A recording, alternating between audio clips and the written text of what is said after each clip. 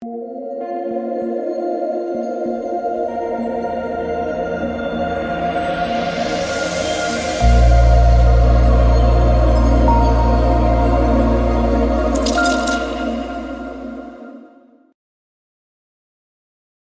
is going on, guys? It's DK back at you with another video here to break down the 10-game NBA main slate on Wednesday. If this is your first time watching, welcome to my channel. Again, we'll be talking about the NBA DFS slate. I also make content for Prize Picks and for NFL DFS. Prize Picks is the sponsor of this video.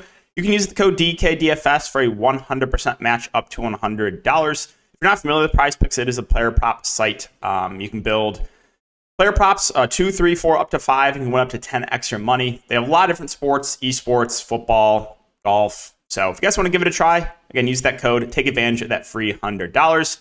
And recapping my plays from tonight, went 2 for 2. Finally didn't deal with foul trouble. I went 2 for 3 yesterday. Sabonis got hooked me. It cost me $400, but it was nice that Bam Adebayo and Andrew Wiggins did not get in foul trouble, thankfully. So hit there on Prize Picks. And again, if you guys are looking for more in-depth content, you can check out my Patreon linked down below. All right, so let's recap my lineup here from tonight. So tonight looking like it's going to be a solid night in GPPs. A couple tilting things, but I went Lowry, Royce O'Neal, KD, Bull, Vooch, Jalen Williams. So I regret the play, but yeah, it is what it is at that ownership. We knew he's going to be way over-owned. Baisley, who I hate the Thunder, and Bam Adebayo. So let me just say this. I hate myself for eating the Royce O'Neal chalk. All right, so, and I tweeted about this. The Royce O'Neal faders do not deserve this severe punishment. I think, a career high in points for Royce O'Neal? They don't deserve it. So, I actually owe you money. If you faded Royce O'Neal, those are the rules. I owe you money. There's no way that I should have got this Royce O'Neal game at that high of ownership. There were a lot of good pivots. Like one example was McDaniels in Minnesota. They were basically the same play, and Royce is like 50% and McDaniels is 1%. And the people that go to McDaniels get severely punished by random massive foul trouble, and big chalk Royce smashes. So yes, even though I had Royce, I don't deserve that game at that ownership for Royce. So again, if you faded Royce, I owe you money. I literally have to pay you. Okay? But yeah, Kevin Durant absolutely smashed. Bull, only 26%. You can't be fading Bull. Let me tell you that. Vucevic, don't get me started with that. How are you putting up less than a fantasy point per minute against the Nets? Can someone explain that to me? That's all I want. And then McWilliams, again, was giga chalk. I was going to fade him, actually, and then we got the news that he was starting, and of course, I hate the Thunder. Okay, I hate the Thunder. I play Darius Baisley. He has a really good first half. I'm like, okay, this could be like a really good night for me if Vooch picks it up and Baisley continues in the first half. Baisley plays like 2 minutes in the second half. Okay, he starts the second half, plays 30 seconds, gets benched, comes in midway through the fourth, gets an assist, a rebound, in literally 30 seconds, right back to the bench.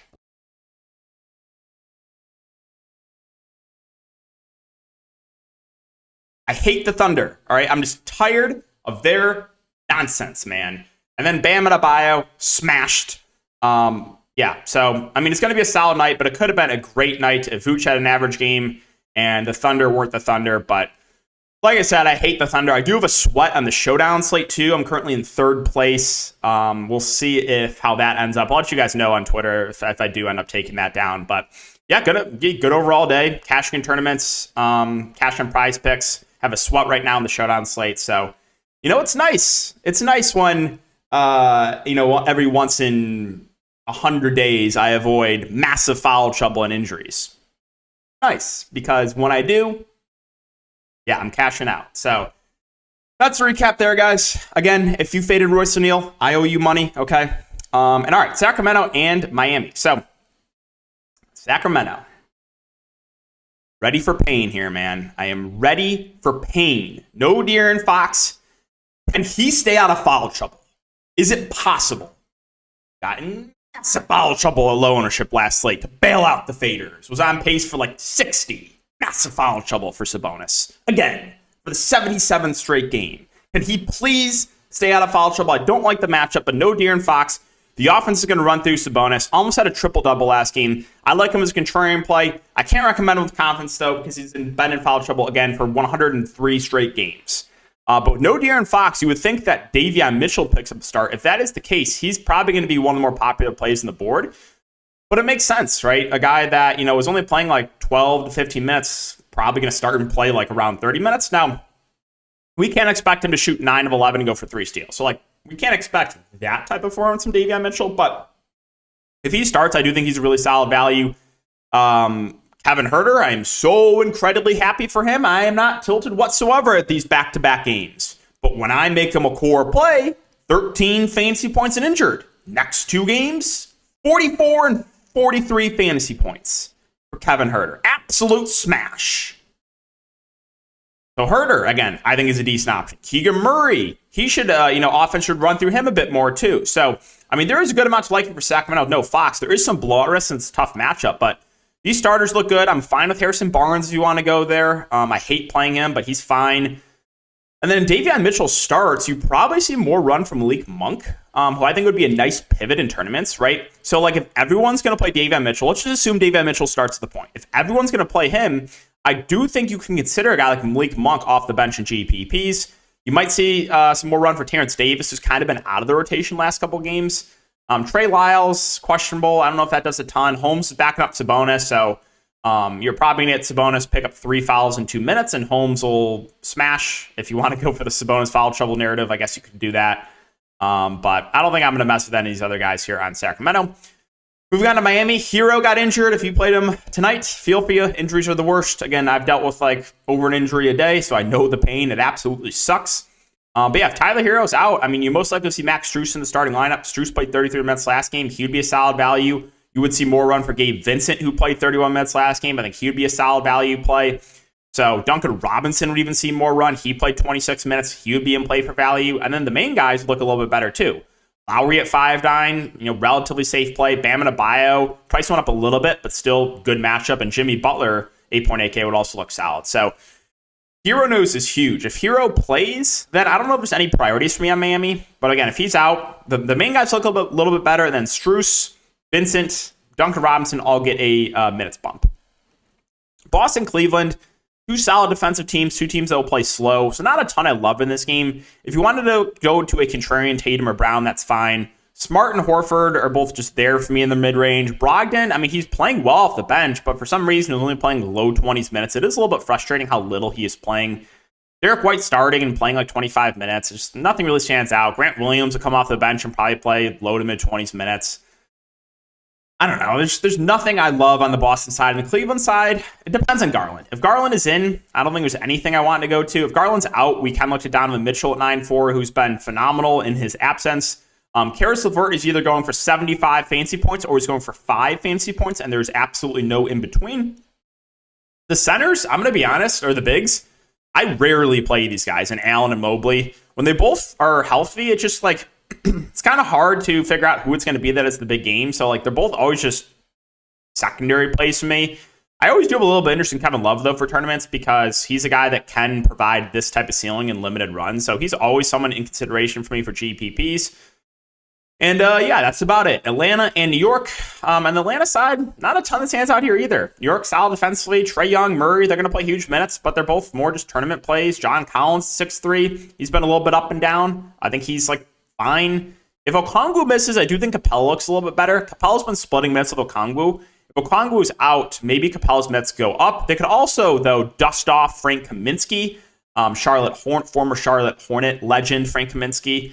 So they could do that, or they could just play Capella a bit more. Hunter's just there at 4.6. If you want to use him as a filler option, it's fine. Again, he got in some foul trouble last game. He should, in a competitive game, probably play low 30s minutes. So I'm okay with DeAndre Hunter as a filler play. But I'm going to pass on the bench guys. Moving on to New York. So New York, I think the main 3 guys look decent. No priorities in Randall, Brunson, and Barrett. I think Brunson probably my favorite. A guy that can stuff a stat sheet. He's having the ball in his hands a lot. And he flashed his ceiling. So Brunson probably my favorite. But Randall, Barrett, both fine. The 2 centers are good tournament plays in Robinson and Hartenstein. You can't really trust the minutes for either. But probably one of these guys is going to have a good game. Hartenstein has played a bit more last couple games, 27 and 28 minutes. Both are good point per minute guys, so I do have interest in both the Knicks centers for tournaments. And then Emmanuel Quickley's minutes have been going up a little bit too. He's been playing some more with the starters. He is a good point per minute guy, so another guy that I do kind of like in GPPs. Charlotte and Chicago, Rozier, Martin, doubtful again. So we kind of know what's going on here with Charlotte. Dennis Smith Jr., Hayward, Oubre, that's where the offense should be run through. Dennis Smith Jr. had like 22 steals last game. You can't expect that again, but 6.7K, he's viable. Gordon Hayward. Sorry about that. Gordon Hayward played 34 minutes last game. He's decent. Oubre played a lot less. He only played 25 minutes. Didn't deal with any foul trouble, so that was a little bit concerning, those minutes. PG Washington's been playing out of his mind. I'll let others chase. I don't think he's going to continue to go for 40-plus fantasy points a game. Normally, he's like the fourth option offensively, so he's like a decent play, but probably will be a bit overowned because of recency bias. Plumlee, Richards, these guys are splitting the sentiments. They're both fairly priced. Probably one of those guys will have a good game. McDaniels is a solid option off the bench. He's been playing a bit more. I think he's an okay value play. And yeah, that's it for Charlotte. For the Chicago side, Zach LaVine not expected to play here. They have him already out, but they said he's expected to sit out. So I don't know if he's like confirmed out, but Draftkings has him listed as out. I don't expect him to play. So Vucevic, DeRozan, they should have more usage here without LaVine. Vucevic was a massive chalk bust today, so maybe that lowers the ownership, but he's a nice bounce back candidate, and then DeRozan should have more usage as well. So the top two Bulls guys look decent. Ayo Dosunmu, he had a decent game today, but I think he's just more of a secondary play for me. Russo's 4-6. He should probably see like mid-20s minutes off the bench. And then I mentioned I liked Goran Dragic for GPPs tonight on Patreon because he was projected for 2% ownership, and he ended up being like 20%. How are you that? Whatever. Yeah, Goran Dragic, I mean, he's not a bad point per minute guy. So 3.4K, he's always someone I think is playable as a really cheap option. And Patrick Williams played a lot too, 31 minutes. So there actually is a decent amount to like here for Chicago. Cheap options and guys like Dragic and Williams. And then top end guys like DeRozan and Vooch with Ayo being an okay option there in the mid range. Detroit, Milwaukee. So I guess all it took was me to talk bad about Cade Cunningham, because ever since I did that, it was here. It was literally after this game. I was like, Cade's not looking great. Literally averaging like 50 fantasy points a game. So I mean, there's massive blowout risk here playing on the road, but if the Pistons want any chance to keep it competitive, it's got to be a big game from Cade Cunningham. Ivy, Bogdanovich, Stewart, Bay, they're all just kind of in a group for me that I rarely play these guys. They're all just secondary options. Probably one of those guys will have a good game. I played Bojan Bogdanovich a couple times in my DFS career, and I hate it every single time. Every time I play him, he's just so awful shooting. But if I fade, he'll literally nail like 10 threes. So I don't like playing Bojan. I hate him. Duran's still out, so Noel's the backup 5. If you need a min-price guy, you can play him. Played 18 minutes last game. Killian Hayes might be the worst player in the NBA, and that is not an over-exaggeration. All right, Milwaukee. So, great matchup here. The game can stay competitive. I mean, the top 4 guys look pretty good. Giannis and Drew. I mean, Giannis is expensive, but the ceiling he has. Drew Holiday's played very well over the last couple games, so those two guys look good. And Bobby Portis and Brook Lopez minutes have been ticking up. So Portis was, originally playing low 20s minutes, 26, 25 here, 24, 28 last game. So that's good to see his power forward eligibility. And then Brook Lopez is also playing a ton, 33, 34, 34 minutes. So if he's going to continue to play low to mid 30s minutes, then yeah, I like some Brolo. So actually a good amount to like here for Milwaukee if the game can stay competitive. If you wanted to target some of these cheap guys like Allen or Carter, you can in tournaments, but it's mainly just the top guys from Milwaukee for me. Clippers and Rockets, this is another team that tilts me. So I originally last slate had Paul George in my lineup, but then once we got the Embiid news, I pivoted to Harden, who did do well. But of course, Paul George goes for 75 fantasy points. So, and I mentioned I really liked him that day, but I pivoted off to Harden, whatever. Another great matchup, and he played 38 minutes. I mean, obviously, this is the type of ceiling he brings, but you can't expect 8 steals and blocks from Paul George, right? But yeah, I mean, he still looks good there at the top. And Ivica Zubac, played 32 minutes. Whenever this guy plays, 30-plus minutes, he's a guy that has a very high ceiling. So I like some Zubac. Reggie Jackson with John Wall back, I'll probably pass. I mean, they're both just tournament plays. Marcus Morris played a lot last game, played 37 minutes. If we're going to get that type of run again from Morris, I think he's a decent play. Norman Powell shifted to the bench. His minutes have been ticking down. Luke Kennard started last game. He played 34 minutes. If he continues to start, you can utilize him for value. Man, Batum, minutes weren't great on them, so probably will pass. On the Houston side, so we kind of know what's going on here for Houston. Kevin Porter Jr., Jalen Green, these guys should play low to mid 30s minutes. Kevin Porter Jr., the guy with the higher floor, he's a guy that will have the ball in his hands more, where Jalen Green is more scoring dependent, and he has not shot well. Let me just say that. Over the last 5-6 games, this guy's shooting 10% from the field. Now, for me, DFS, I love buying into guys like this after multiple bad shooting games in a row because he's always lower owned than he should be. You're not going to, Jalen Green's not going to shoot this bad for the rest of his career, right? And when he does have a decent shooting game, like here against Memphis, that's the type of ceiling. So he's always, whenever guys are shooting this bad, they always are good tournament plays. So I do like some Jalen Green in tournaments. I'm going to pass in Jabari Smith, who's been really disappointing of late. My boy Sengun, we're going to get back into this again.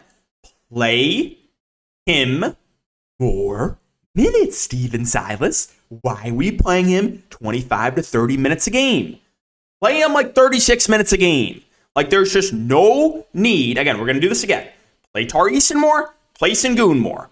Why are we playing Deshaun Nix minutes? Why are we playing Garrison Matthews minutes? Why are we playing Dusty Eric Gordon 35 minutes a night? You tell me. This is a rebuilding team. Play your young guys and play them a lot. Enough of these stupid rotations. Play Sengun more or get fired. All right, Steven Silas. Yeah, Sengun, 5.9K. He's a good play.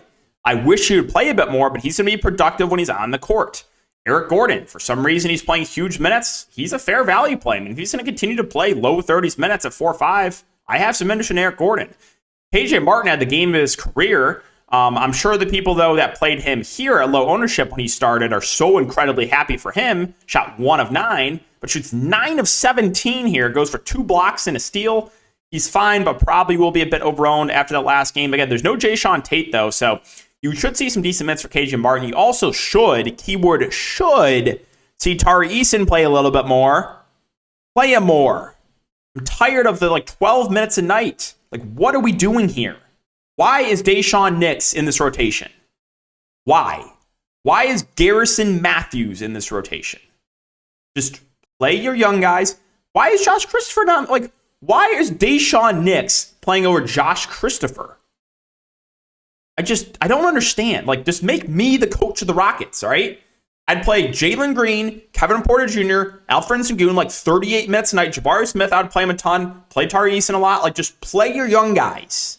Stop it with the dumb rotations, all right? I've had enough.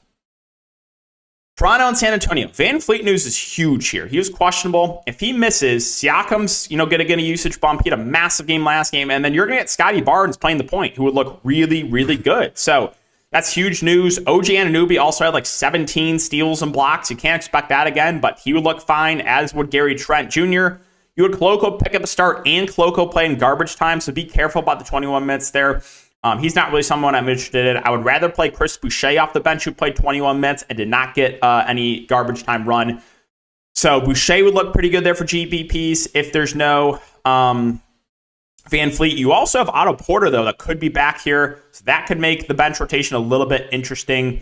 So yeah, Van Fleet news is huge. If Van Fleet plays, I don't know if there's any standouts here. Siakam would still probably be my favorite play, but yeah, there probably wouldn't be any smash plays for me on the Toronto side.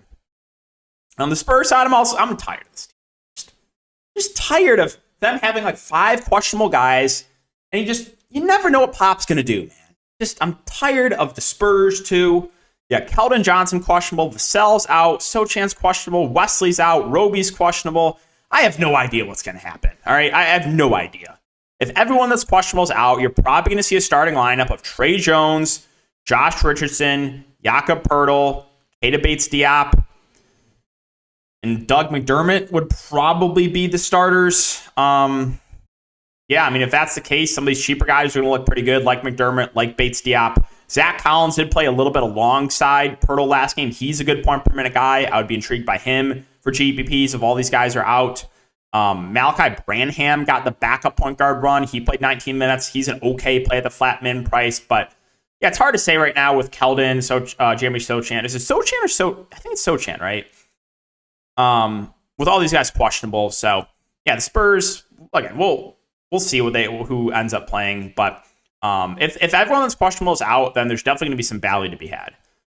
Utah and Dallas, I'm also tired of Lauri Markkanen. I'm really tired of it because whenever I don't play this guy, he just absolutely can't miss. I'm tired of him smashing when I fade. 7.6K, he's playable. I'll probably fade again. He'll probably go for 60 fantasy points again. Clarkson, Conley, they're playing about 30 minutes a game. Indifferent on them. Olynyk, I played him on the late slate last time. Massive foul trouble again. But if I fade, 34 minutes and breaks the slate. So every time, Olynyk's been in foul trouble 3 of the last 4 games. I've had him every single time. Jared Vanderbilt, also another guy that's in massive foul trouble all the time. So like Olynyk and Vanderbilt, they can stay out of foul trouble. They do have a ceiling, but they're just in foul trouble 99.9% of the time. Sexton played a little bit more last game, 24 minutes off the bench. I think he's okay at 4-4. Malik Beasley also been getting some decent minutes off the bench. He's fine for tournaments. Walker Kessler is back and should be in this rotation, so it does make, Olynyk a little bit riskier. Rudy Gay is also back. I just don't know if I want to mess too much with this Jazz bench rotation. On the Dallas side, Christian Wood is questionable. If he misses, they can do a few different things. So if he misses, you could see more run from McGee, who probably would split the center minutes with Dwight Powell. So McGee and Dwight Powell would probably split center minutes, but you also could get small ball Maxi Kleber, especially against like a small ball team in Utah. So they could do a lot of different things there for Dallas if Christian Wood is out. But yeah, Luka Doncic, he's easy to talk about. If you have the salary for him, he's been phenomenal. I have absolutely no issue with him. If Wood plays, he's fine for tournaments. If he misses, then you probably do a little more usage for guys like Dinwiddie and Hardaway Jr. would look a little bit better. You know what you're getting from Dorian Finney-Smith and Reggie Bullock. And then again, the center rotation, if there is no Wood, guys like Kleber, McGee, Powell become more interesting. Kleber probably being my favorite just because I could see him playing small ball 5 here against Utah. So, yeah, that is Dallas. Let's finish it up here. Memphis and Portland, second to last game of the night. Memphis also has some question marks here. Laravia, Adams, Bane. I was so incredibly tilted about a random massive blowout last game for Memphis. I pivoted to Lowo and Dylan Brooks because Desmond Bane was out, and I get punished for it with a random blowout. Yeah, if there's no Bane, John Morant at 10-3 looks really good at GPPs because John Morant is the entire offense. And if there's no Bane, Brooks would look okay. He's going to get a lot of shots up. John Conchard most likely start. He'd be fine. He got in random massive foul trouble last game. And if there's no Steven Adams, they could do a couple different things. They could start Brandon Clark at the 5, or they could start a guy like Xavier Tillman at the 5 who entered the rotation of the flat min price. So there could be some value there. Santa Claus Aldama has done nothing, but when he was massive chalk, first couple slates of the season, smashes. But when no one's playing him, bust. Again, a giga chalk ownership breaks the slate. But he's 4-6. He's still getting a lot of minutes, still a playable option. And as is David Roddy, who played 29 minutes last game. He shot 0 of 8. So Memphis, again, there's some question marks. We'll see what happens there with Bane, Adams, Laravia. Definitely could be some value, though. On the Portland side, another team that's pretty thin here. No Lillard, no Watford, no Payton. Josh Hart in the concussion protocols. He might not be available, too. So this team is pretty thin. Starters, if there's no Josh Hart, will probably be Simons, Nurkic, Grant, Sharp, and Winslow. Yeah, Anthony Simons and Nurkic are my favorite options here. I really do like both. You're going to see a lot of point. Anthony Simons had 7 assists last game. He looks great. My boy, the Bosnian Beast, Nurkic, absolutely smashed last game. I like him a good amount. Jeremy Grant's fine in the mid-range. He would play a lot. Shaedon Sharp started last game. I think he's okay. He did shoot well. Didn't do a lot of the peripheral stats, too, which has worried me a little bit. So he's fine. I'd probably rather get, though, to Justice Winslow, who's a guy that can stuff the stat sheet. Almost had a triple-double last game. So a lot to like here for Portland. If Josh Hart plays, then obviously, Winslow move to the bench. But Winslow would still be playable off the bench. And then if there's no Hart, then you're going to see, guys like Nasir Little and Keon Johnson probably play a little bit more. If you need to complete punt plays, they're playable. 3.2K for Little, 3.4K for Keon Johnson. And then Eubanks will obviously back up Nurkic. But he probably won't play any alongside him. And finishing up here, the Pelicans and the Lakers. So the Pelicans, Ingram's out, but Herb Jones, Dyson Daniels probable. So this team is getting close to fully healthy now outside of Ingram. So really Zion at the top is the guy that I do like, 8-7. More of a tournament play. Only played 31 minutes last game, but it was a blowout. This is a good matchup. So I do like Zion. CJ feels a bit pricey, as is Jonas Valanciunas. As far as the starting lineup goes, it's most likely going to be CJ, Herbert Jones, Zion, JV, and then probably one of Najee Marshall or Trey Murphy starting for Ingram. Marshall's been really, really good. He's been playing huge minutes, but again, this team is now getting a lot more healthy. Again, Trey Murphy's done pretty well in the starting lineup too, but those guys should see a pretty big minutes decrease with Herbert Jones back. So they become a bit riskier.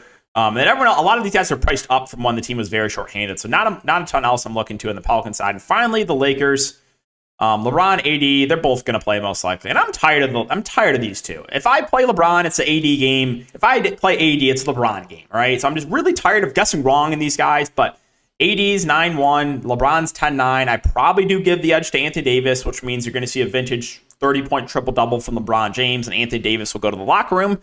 Russell Westbrook looked good off the bench, and this is what I said at the beginning of the year.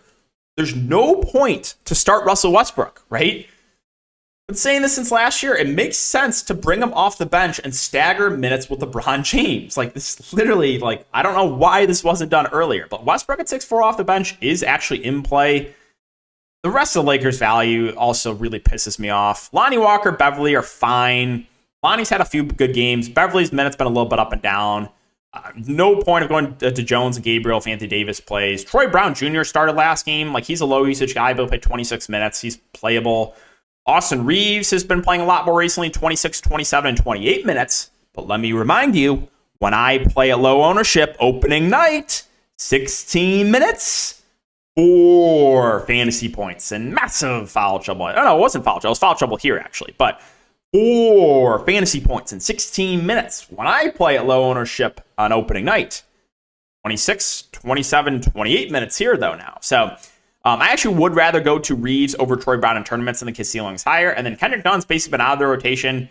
He's surprisingly been really, really, really bad for this team. All right, guys, so that's going to wrap up the video. Again, if you have been enjoying the content, make sure to like, subscribe, and hit the notification bell. As always, I appreciate you for watching, and I'll see you all in the next video.